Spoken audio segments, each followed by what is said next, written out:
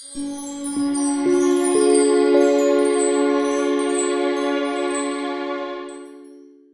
Student, स्वागत है आप सभी का एक बार फिर से। बच्चों, आज हम डिस्कस करेंगे एक ऐसे चैप्टर के बारे में जो है आपका बच्चों फाइनल टर्म से बिलोंग करता है और आपके लिए बच्चों काफी इंपॉर्टेंट भी है। ये जो है बच्चों आपका डेप्रीसिएशन। ये डेप्रीसिएशन टर्म आपने कई बार सुनी होगी, अकाउंटेंसी में भी, इकोनॉमिक्स के अंदर भी, बीएसटी के अंदर भी। सर, डेप्रीसिएशन कैलकुलेट कैसे करते हैं, इसकी ट्रीटमेंट क्या होगी, जर्नल एंट्रीज क्या क्या होती हैं, इन सभी टॉपिक को हम एक एक करके डिस्कस करेंगे। बच्चों, फाइनल टर्म के अंदर आपके जो मेन चैप्टर्स हैं वो है तो कम, लेकिन सारे बच्चों लेंथी चैप्टर हैं। इनकी रिवीजन में काफी प्रॉब्लम आती है, इसलिए इन सभी की समराइज जो वीडियोस हैं बच्चों वो आपको प्रोवाइड करने वाला हूं, ताकि आपको रिवीजन वर्क में काफी हेल्प हो और कम टाइम में आप मैक्सिमम पार्ट को कवर कर सकें। बच्चों, आइए स्टार्ट करते हैं इस चैप्टर को हम लोग। चैप्टर है आपका बच्चों डेप्रीसिएशन। डेप्रीसिएशन चैप्टर की बात करें बच्चों तो इस चैप्टर के अंदर अप्लाई होगा आपका अकाउंटिंग स्टैंडर्ड 6, AS 6 एप्लीकेबल होगा। बच्चों, हम जितने भी चैप्टर करेंगे अकाउंटेंसी में, सभी चैप्टर पे कहीं ना कहीं पे बच्चों अकाउंटिंग स्टैंडर्ड एप्लीकेबल होता है। अकाउंटिंग स्टैंडर्ड होते क्या है बच्चों? अकाउंटिंग स्टैंडर्ड्स आपके लिए बच्चों सेट ऑफ गाइडलाइंस होते हैं। इन गाइडलाइंस के अकॉर्डिंग ही हम लोग कैलकुलेशन करते हैं, उनकी ट्रीटमेंट करते हैं, फॉर्मेटिंग वगैरह करते हैं। टोटल जो AS हमारे इंडिया में एप्लीकेबल है बच्चों वो है 29। AS1 किसी और चीज के लिए है, AS2 किसी और चीज के लिए। इस तरीके से सीक्वेंस में AS3, 4, 5 चलता रहेगा और कहाँ तक AS29 तक होगा बच्चों। ये सभी जो होंगे AS किसी ना किसी ट्रीटमेंट के लिए, किसी टॉपिक के लिए बच्चों होते हैं। ये आपके लिए सेट ऑफ गाइडलाइंस है जिनके बिहाफ पे ही हम लोग अकाउंटेंसी को मेंटेन करते हैं। अकाउंटेंसी में यूनिफॉर्मिटी लाने के लिए हमारे को इन AS को फॉलो करना होता है। जो आपका आज का चैप्टर है बच्चों डेप्रीसिएशन, डेप्रीसिएशन के ऊपर कौन सा AS एप्लीकेबल होगा? तो MCQ में कई बार क्वेश्चन आया बच्चों, कौन सा होता है ये? अकाउंटिंग स्टैंडर्ड 6 एप्लीकेबल होगा। ट्रीटमेंट कैसे करते हैं, वैल्यूएशन क्या होगी, फॉर्मेटिंग, जर्नल एंट्रीज, सभी के बारे में गाइडेंस कहां से मिलेगी आप लोगों को? अकाउंटिंग स्टैंडर्ड 6 से। कंटिन्यू करते हैं बच्चों इसमें। डेप्रीसिएशन वर्ड का मीनिंग क्या होता है बच्चों? जब हम किसी असेट्स को यूज करते हैं ना, यूज करने से उसकी वैल्यू ईयर बाय ईयर कम होती रहती है। जो वैल्यू ईयर बाय ईयर कम हो जाए उसे क्या बोलते हैं हम लोग? डेप्रीसिएशन। यूज टर्म के लिए हम यूज करते हैं बच्चों वियर एंड टीयर। डेप्रीसिएशन का नॉर्मल मीनिंग है value reduce due to use of asset. Due to use of asset, use बोलो बच्चों, या फिर इसको क्या बोलेंगे हम लोग? Wear and tear. मतलब किसी भी असेट्स को जब हम यूज करेंगे तो उसकी वैल्यू यूज करने की वजह से ईयर बाय ईयर कम होती रहती है, उसे क्या बोलते हैं हम लोग? डेप्रीसिएशन। बच्चों, अलग अलग टर्म्स होती हैं कई सारी, तो इनका थ्योरेटिकल मीनिंग अलग है बट प्रैक्टिकल पार्ट सभी का सेम होता है। चैप्टर हमारा है बच्चों डेप्रीसिएशन का। डेप्रीसिएशन अप्लाई होता है किसके ऊपर? टेंजिबल असेट्स के ऊपर। टेंजिबल असेट कौन सी होती हैं? आप लोगों ने 11th क्लास के बेसिक में पढ़ रखा है कि it can be touched and seen, जिसको हम देख भी सकते हैं, छू भी सकते हैं, जैसे कि मशीनरी, बिल्डिंग, इन्हें क्या बोलते हैं हम लोग? Tangible asset. इनको जैसे जैसे यूज करेंगे इनकी वैल्यूज ईयर बाय ईयर कम होती रहती हैं, इन्हें बोलते हैं हम लोग बच्चों डेप्रीसिएशन। सेकंड टर्म आएगी इसके अंदर बच्चों अमोर्टाइजेशन। सर, दोनों में डिफरेंस क्या होता है? ये एप्लीकेबल होता है टेंजिबल एसेट के लिए और ये किसके लिए होता है बच्चों? इनटेंजिबल एसेट्स के लिए, जैसे गुडविल, पेटेंट, कॉपीराइट। अगर इनकी वैल्यू ईयर बाय ईयर कम हो जाती है या किसी पर्टिकुलर ईयर में कम हो जाए तो उसे क्या नाम देंगे हम लोग? अमोर्टाइजेशन। डेप्रीसिएशन अप्लाई होगा टेंजिबल एसेट पे और अमोर्टाइजेशन अप्लाई किस पे होता है आपका? इनटेंजिबल एसेट्स के ऊपर। गुडविल, पेटेंट्स, कॉपीराइट, इनकी वैल्यू अगर कम हो जाती है तो। थर्ड है बच्चों आपका डिप्लेशन। डिप्लेशन होगा आपका अप्लाई ऑन नेचुरल रिसोर्सेज। बच्चों, माइंस वगैरह से जब हम लोग गोल्ड, पेट्रोलियम या अदर चीजें निकालते हैं, जब इनको हम लोग यूज करने के लिए प्योरीफाई करते हैं तो कई सारे पार्ट को एक्सट्रैक्ट करना पड़ता है। जो चीजें एक्सट्रैक्ट हो गई हैं, इसमें से वेस्ट निकल गया है, उन्हें क्या बोलेंगे हम लोग? डिप्लेशन। जब हम निकालते हैं इनको वहां से, माइंस वगैरह में से, तो काफी सारा पार्ट वेस्ट हो जाता है। जो पार्ट वेस्ट हो गया उन्हें ही क्या नाम दिया जाता है बच्चों? डिप्लेशन का। नेक्स्ट आएगा आपका ऑब्सोलेसेंस। ऑब्सोलेसेंस क्या होगा? Value reduce due to change in fashion, trend, technology, यानी इनके चेंजेस की वजह से अगर वैल्यू कम हो जाए। या फिर एक टर्म आती है without use of asset. In assets को आपने यूज नहीं किया, बिना यूज के इनकी वैल्यू कम हो जाए तो उन्हें क्या बोलते हैं हम लोग बच्चों? ऑब्सोलेसेंस। जैसे पहले कीपैड वाले फोन चला करते थे, जब से स्मार्टफोन आ गए बच्चों तो कीपैड फोन की डिमांड भी कम हो गई, उनके प्राइसेस भी कम हो गए। उनके जो प्राइस कम हो गए हैं वो किस रीजन से? ऑब्सोलेसेंस के रीजन से हुए हैं। चलिए चारों टर्म का मीनिंग समझ में आ गया। डेप्रिसिएशन टेंजिबल एसेट के ऊपर, अमोर्टाइजेशन इंटेंजिबल पे, डिप्लेशन किसके ऊपर एप्लीकेबल होगा? आपका नेचुरल रिसोर्सेज पे। ऑब्सोलेसेंस असेट्स को बिना यूज किए उनकी वैल्यू कम हो जाए उसे बोलते हैं हम लोग ऑब्सोलेसेंस। अब कुछ इंपॉर्टेंट टर्म्स आएंगी जो इस चैप्टर से बिलोंग करती हैं।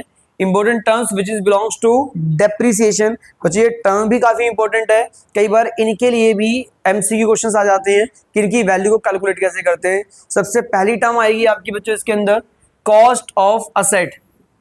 जो कॉस्ट ऑफ असेट है इसको शॉर्ट फॉर्म में क्या बोलेंगे हम लोग? COA। कॉस्ट ऑफ असेट होगी क्या? किसी भी असेट्स का परचेज प्राइस, किसी मशीनरी को आपने परचेज किया, मान लो इंडिया के बाहर से खरीदा आपने उसको 1 लाख में, जब तक वो असेट वर्किंग कंडीशन में ना आ जाए, इट मीन जब तक वो पुट टू यूज कंडीशन में ना आ जाए, उससे पहले आपको बहुत सारे खर्चे करने होंगे, जैसे कि फ्रैट, लोडिंग, अनलोडिंग और कैरीज, कार्टेज, इंस्टॉलेशन। इन सभी खर्चों को इनकर्ड करना पड़ता है उसको यूज करने से पहले। तो हम उस कॉस्ट के अंदर, उसकी परचेज प्राइस में इन सभी खर्चों को भी ऐड कर देंगे। अब जो वैल्यू आएगी उसे बोलेंगे हम लोग कॉस्ट ऑफ असेट। बट उन्हीं खर्चों को ऐड करना है जिन खर्चों को आपने इनकर्ड किया है, पे किया है असेट को यूज करने से पहले, before put to use condition से पहले जितने भी एक्सपेंस करेंगे उन सभी एक्सपेंस को बोलते हैं बच्चों कैपिटल एक्सपेंडिचर। उनको इसकी कॉस्ट में ऐड करना होता है। तो कॉस्ट ऑफ असेट कैसे निकालेंगे हम लोग?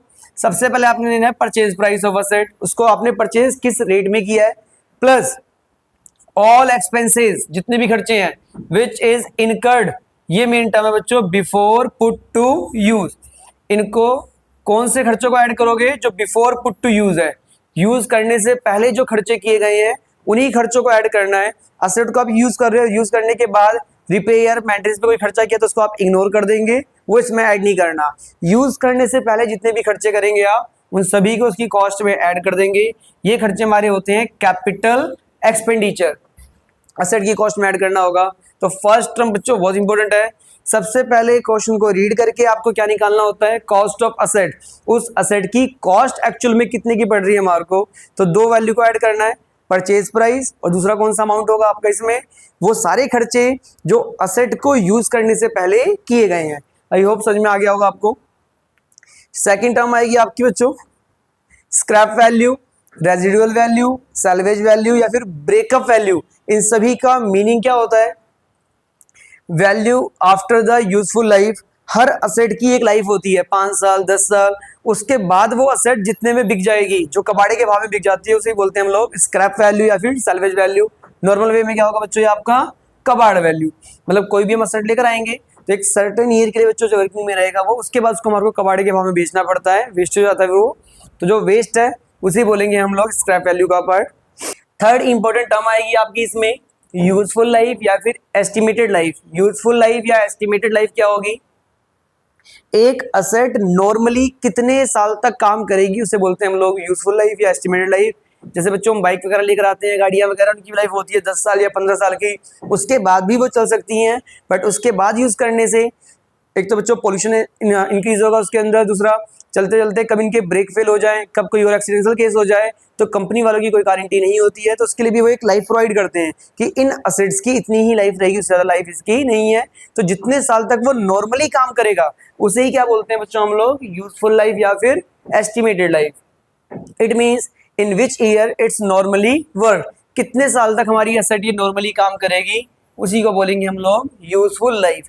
तीनों टर्म समझ में आ गई आपको? Cost of asset, scrap value और यूजफुल लाइफ। सबसे पहले क्वेश्चन को रीड करके आपको ये तीनों टर्म्स को आइडेंटिफाई करना है, एक रिकॉर्ड करना है इनको बच्चों। इसके बाद आएगा आपका रेट ऑफ डेप्रिसिएशन। किस असेट पे कितना % डेप्रिसिएशन लगेगा, आपको ये क्वेश्चन में कई बार गिवन होता है। अगर गिवन ना हो तो उसको हम कैलकुलेट करेंगे। और ये जो रेट होता है बच्चों, ये रेट अकाउंटेंसी के अकॉर्डिंग नहीं होते हैं, ये होते हैं as per income tax act. Income tax act के अंदर इन रेट के बारे में डिस्कस किया गया बच्चों कि किस असेट पे कितना % का डेप्रिसिएशन चार्ज किया जाएगा, हमें उसके अकॉर्डिंग अडॉप्ट करना होता है। तो ये हमें क्वेश्चन में गिवन होगा, कैलकुलेट नहीं करना। और ये गिवन कहाँ से होता है, इनकम टैक्स एक्ट के अकॉर्डिंग होगा। अगर रेट ऑफ डेप्रिसिएशन गिवन ना हो तो रेट ऑफ डेप्रिसिएशन कैसे कैलकुलेट करेंगे हम लोग, जितना भी डेप्रिसिएशन का अमाउंट होगा वो ऊपर अपॉन में कॉस्ट ऑफ असेट इनटू में 100 सोल्व करके जो परसेंटेज आएगी वो कहलाएगी आपकी रेट ऑफ डेप्रिसिएशन, जितना भी परसेंट आएगा आपका। बच्चों डेप्रिसिएशन को कैलकुलेट करने के कई सारे मेथड हैं, अलग अलग कम से कम बच्चों 8 से 10 मेथड है, बट 11th क्लास में जो एप्लीकेबल है वो केवल 2 ही मेथड एप्लीकेबल है। बाकी आपके सीए फाउंडेशन के अंदर आते हैं, सीए के एंट्रेंस में आएंगे या अदर क्लासेस के अंदर आएंगे। बच्चों अभी आपको वो रीड नहीं करने, केवल 2 मेथड रीड करने हैं। 2 मेथड कौन कौन से होंगे, एक है आपका एसएलएम मेथड, एक होगा आपका डब्ल्यूडीवी मेथड। सर दोनों मेथड में डिफरेंस क्या होता है, दोनों की फुल फॉर्म क्या होगी। जो एसएलएम मेथड है बच्चों, इसमें हम डेप्रिसिएशन चार्ज करते हैं उस असेट की ओरिजिनल वैल्यू पे, उस असेट का ओरिजिनल अमाउंट कितना था, और इस वाले मेथड के अंदर हम जो डेप चार्ज करेंगे वो निकालते हैं रिड्यूसिंग बैलेंस पे। हर साल असेट की वैल्यू यूज करने से कम होती जाएगी, अब वैल्यू जो कम होकर आएगी उसके ऊपर डेप चार्ज करेंगे, अगेन वैल्यू कम हो जाएगी उसके ऊपर डेप चार्ज करेंगे। इट मींस रिड्यूसिंग बैलेंस पे। पहले इन दोनों का नाम समझते हैं, कई बार क्वेश्चन में अलग नाम से भी दिया होता है। तो स्ट्रेट लाइन मेथड के कई सारे नेम है, जैसे कि एसएलएम को बोलेंगे हम लोग स्ट्रेट लाइन मेथड एसएलएम, या फिर ओरिजिनल कॉस्ट मेथड, या फिक्स्ड इंस्टॉलमेंट मेथड। ये तीनों ही नाम किसको डिनोट करते हैं, एसएलएम को। यहाँ की बात करें डब्ल्यूडीवी के भी 3 नाम दिए हुए बच्चों, written down value method WDV, या reducing balance method, diminishing balance method. ये तीनों ही नाम डिनोट किसको कर रहे हैं, डब्ल्यूडीवी को डिनोट करते हैं। अब दोनों में सर डिफरेंस क्या होता है, इस वाले मेथड के अंदर हम डेप्रिसिएशन चार्ज करते हैं कौन सी वैल्यू पे, ओरिजिनल वैल्यू के ऊपर। वो असेट ओरिजिनल में जितने की थी हमारे पास उस पे डेप चार्ज करेंगे, और इस वाले मेथड के अंदर हम डेप्रिसिएशन चार्ज करेंगे कौन सी वैल्यू पे, रिड्यूसिंग बैलेंस के अंदर। जो बैलेंस रिड्यूस होकर आएगा, कम होकर आएगा, उसके ऊपर चार्ज करेंगे हम लोग डेप्रिसिएशन। इसको एक एग्जांपल से भी समझते हैं बच्चों।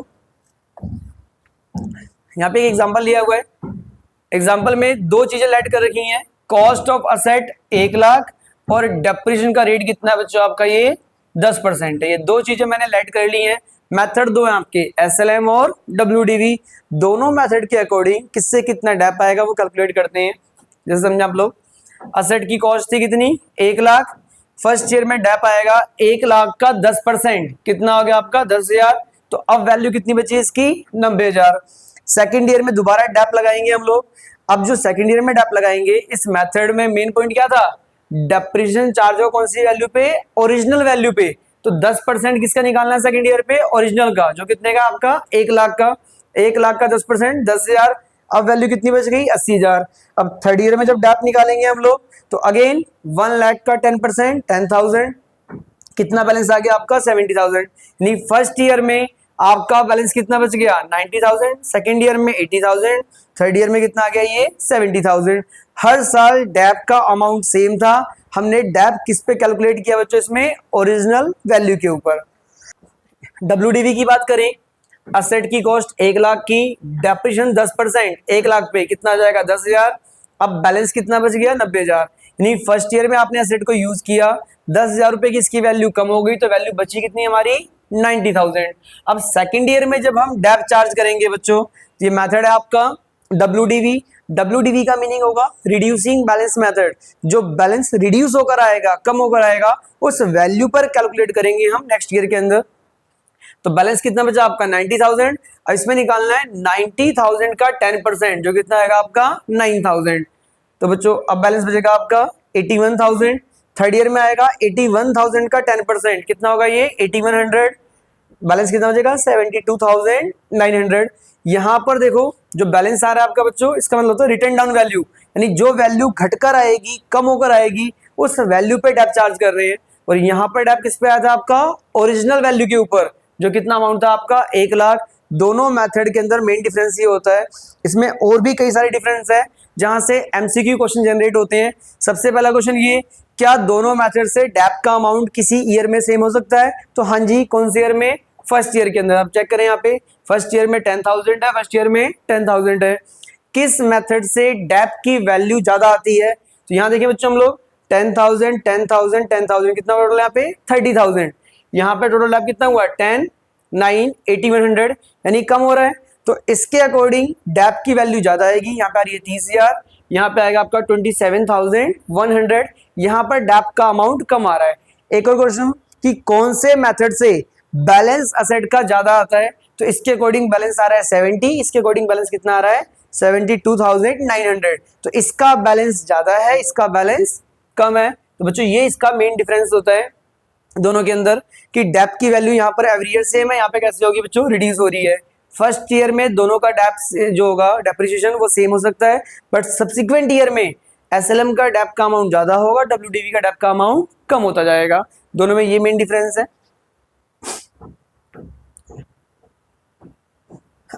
यहां देखो बच्चों, एसएलएम मेथड से टोटल डेप आफ्टर 3 ईयर, 3 साल के बाद जो टोटल डेप आया कितना आया 10 + 10 + 10, first year second year third year कितना हो गया 30,000। यहाँ पर कितना आया था 10,000 फर्स्ट ईयर में था, सेकंड ईयर में 9,000, थर्ड ईयर में 8,100, टोटल कितना हो गया 27,100। यानी टोटल डेप एसएलएम मेथड में ज्यादा आता है, डब्ल्यूडीवी मेथड में कम आता है। बैलेंस किसकी बात करें हम, 3 साल के बाद इसका जो बैलेंस था वो 70,000 का था और इसका बैलेंस था 72,900, इसका बैलेंस ज्यादा है, इसका बैलेंस कम है। और एक और पॉइंट, फर्स्ट ईयर में जो डेप्रिसिएशन होगा बच्चों वो अमाउंट सेम रहता है अगर रेट ऑफ डेप्रिसिएशन सेम है एसएलएम का डब्ल्यूडीवी का, तो इनका मेन डिफरेंस समझ में आ गया होगा बच्चों। एसएलएम मेथड से डेप कैलकुलेट करने के दो अलग अलग मेथड होते हैं। दो मेथड कौन कौन से होंगे आपके, अगर क्वेश्चन के अंदर रेट ऑफ डेप्रिसिएशन ना दिया हो, डेप का रेट नहीं दिया, कितने परसेंट के रेट से लगेगा डेप, तो फॉर्मूला लगाना है आप लोगों को, डेप का कॉस्ट ऑफ असेट माइनस में स्क्रैप वैल्यू अपॉन में यूजफुल लाइफ, ये आएगा बच्चों डेप का अमाउंट। इसको एक एग्जांपल से भी समझते हैं। असेट की कॉस्ट मान ली मैंने बच्चों 1 लाख, और इसका स्क्रैप वैल्यू का अमाउंट कितना है 20,000, लाइफ है इसकी 5 साल। तो बच्चों फॉर्मूले को भूल जाओ, मैं आपसे क्वेश्चन पुट करता हूं। आप कोई असेट लेकर आए 1 लाख रुपए की, इसके अंदर ये 5 साल चलेगी, 5 साल के बाद ये असेट बिक कितने की जाएगी 20,000 की, तो 5 साल में आपको लॉस कितने का हुआ, 1 लाख रुपए आपने आज खर्च किए, 20,000 रुपए की आपको रिकवरी हो जाएगी, तो आपका लॉस टोटल कितना हुआ 80,000 का। ये 80,000 रुपए का लॉस 1 साल का या 5 साल का, ये लॉस है बच्चों कितना 5 साल का। तो 1 साल में लॉस कितना हुआ 80,000 डिवाइडेड बाय 5 इक्वल टू 16,000। ये जो आंसर आया आपका वही आपका डेप्रिसिएशन। जैसे यहां देखिए बच्चों आप लोग, 1 लाख रुपए की एसेट है हमारी, इसमें से 20,000 रुपए की रिकवरी हो जाएगी हमारे को, जब इसको कबाड़े के भाव में बेचेंगे कितना रिकवर होगा 20,000। अब लॉस कितना हुआ आपका 80,000, और ये है बच्चों 5 साल का, तो 1 साल का डेप कितना आ गया आपका 16,000। 1 साल में जो असेट की वैल्यू कम हो जाएगी वही क्या आप लोगों के लिए बच्चों डेप्रिसिएशन। यानी ये वाला फॉर्मूला कवर आउट करना है जब रेट ऑफ डेप्रिसिएशन गिवन ना हो। अगर रेट दे रखा है उसका कि इतने परसेंट के अकॉर्डिंग डेप चार्ज होगा, सिंपल, जितने की कॉस्ट है वो इनटू में रेट इनटू में टाइम पीरियड, जितने महीने यूज करोगे उतने मंथ का आएगा, पूरे साल यूज किया है तो इनटू में 1 आ जाएगा। अगर असेट को यूज करते हैं हम 4 महीने 5 महीने तो 4/12 5/12 मंथ वाइज कैलकुलेशन करेंगे बच्चों हम लोग। कॉस्ट ऑफ असेट कैसे कैलकुलेट करते हैं, स्टार्टिंग के टॉपिक में सीख लिया हम लोगों ने कि सबसे पहले आप लोग परचेज प्राइस में उन सभी खर्चों को ऐड कर देंगे जो असेट को यूज करने से पहले किए गए हैं। बच्चों ये इसके मेन टॉपिक थे, बेसिक कॉन्सेप्ट है इसका। एक बार आप सभी के बच्चों पिक ले लो ताकि आपको नोट्स प्रिपेयर करने में आसानी हो। हाँ, यहाँ से बच्चों आप लोग पिक क्लिक कर लेना ताकि नोट्स प्रिपेयर कर सकें आप लोग। फर्स्ट पेज आपका ये, मैं इसको स्लाइड कर रहा हूँ साथ साथ। सेकंड पेज है, इसके अंदर बच्चों 4 टर्म्स क्या क्या होती हैं। थर्ड पेज होगा आपका बच्चों इंपॉर्टेंट जो टर्म्स होंगी उनकी मीनिंग, उनका कैलकुलेशन कैसे करते हैं। ये 5 वैल्यूज होती हैं आपकी। नेक्स्ट आपका मेथड दो होंगे एसएलएम और डब्ल्यूडीवी, उसमें ओरिजिनल वैल्यू पे कैलकुलेट करते हैं। इसके अंदर हम लोग रिड्यूसिंग बैलेंस पे कैलकुलेट करेंगे। दोनों मेथड से एक प्रैक्टिकल क्वेश्चन समझाया मैंने आप लोगों को कि दोनों का मेन डिफरेंस क्या होता है। इसको प्रॉपर फॉर्मेट में भी करेंगे हम लोग, बट इसका मेन जो पार्ट है वो ये है बच्चों चैप्टर का। थर्ड है किसमें क्या डिफरेंस होगा दोनों मेथड के अंदर। और ये एसएलएम मेथड से ही 2 तरीके होते हैं डेप्थ को कैलकुलेट करने के। बच्चों ये चैप्टर काफी इंपॉर्टेंट आप लोगों के लिए, आने वाले कई चैप्टरों में भी इसका यूज करेंगे हम लोग, और ये आगे के लिए भी इंपॉर्टेंट है, क्वेश्चन काफी सारे होंगे इसमें। जो आई होप आप सभी को यहाँ तक का बेसिक कॉन्सेप्ट समझ में आ गया होगा। कुछ और भी टर्म डिस्कस करेंगे हम लोग बच्चों अगली क्लास के अंदर नेक्स्ट वीडियो में। तब तक बच्चों आप लोग बने रहिए। Thank you so much.